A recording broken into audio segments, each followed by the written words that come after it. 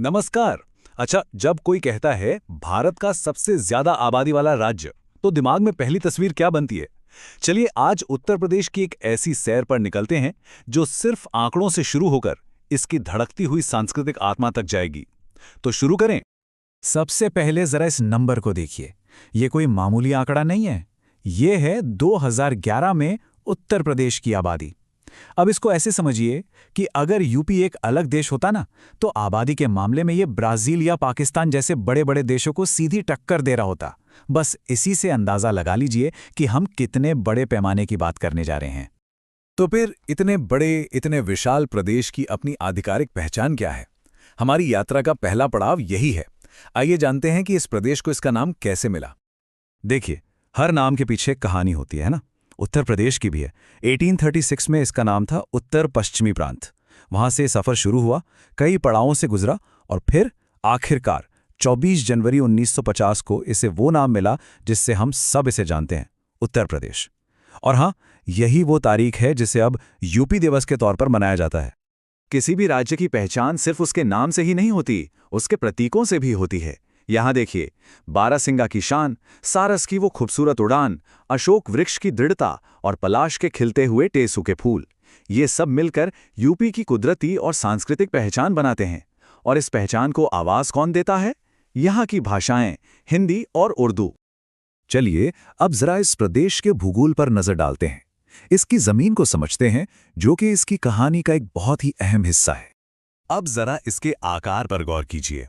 लगभग 2,40,000 वर्ग किलोमीटर, मतलब ये भारत के कुल जमीनी हिस्से का 7.33% है। तो ये राज्य सिर्फ आबादी में ही नहीं बल्कि आकार में भी कितना विशाल है। और पूरब से पश्चिम तक इसका फैलाव देखिए, 650 किलोमीटर। ये तो करीब करीब दिल्ली से पटना तक के सफर जितना हो गया।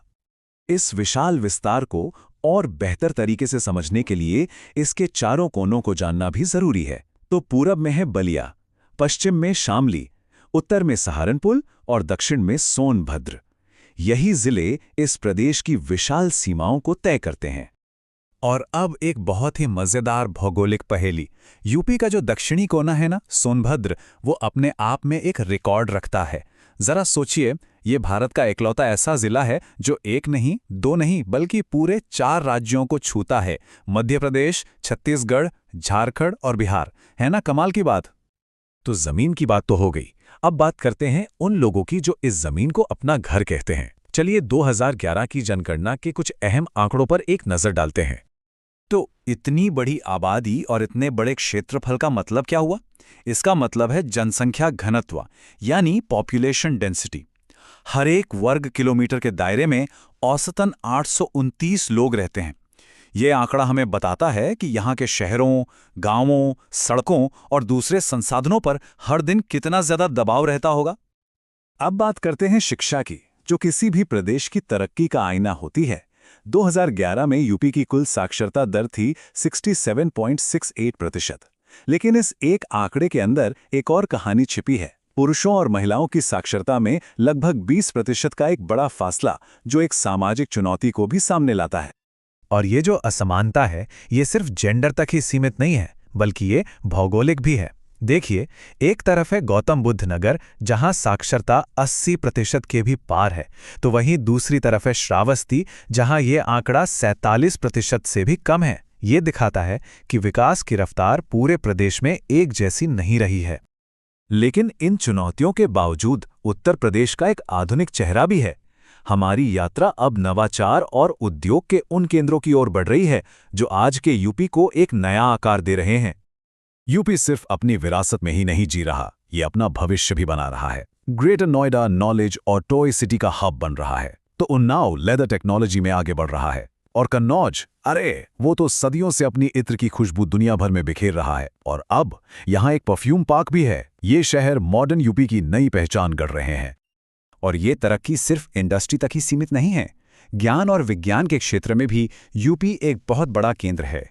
चाहे लखनऊ में दवाओं पर रिसर्च हो, कानपुर में चीनी पर, या फिर वाराणसी में सब्जियों पर, ये सारे संस्थान देश के वैज्ञानिक भविष्य को मजबूत करने में लगे हैं।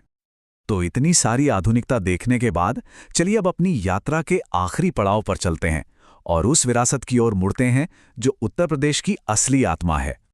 फतेहपुर सीकरी का ये बुलंद दरवाज़ा ये सिर्फ एक इमारत नहीं है, बल्कि ये अकबर की जीत और मुगल वास्तुकला की शान का एक जीता जागता प्रतीक है।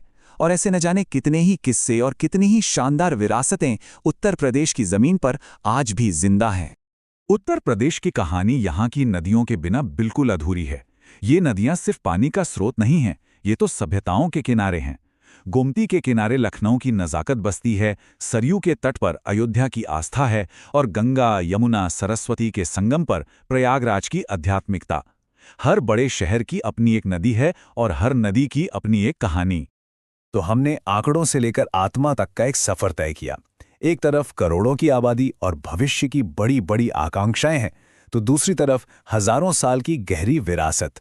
सवाल बस यही है कि इतनी विशाल आबादी और इतनी समृद्ध विरासत के साथ उत्तर प्रदेश अपने भविष्य की कहानी में अगला पन्ना कौन सा लिखने जा रहा है।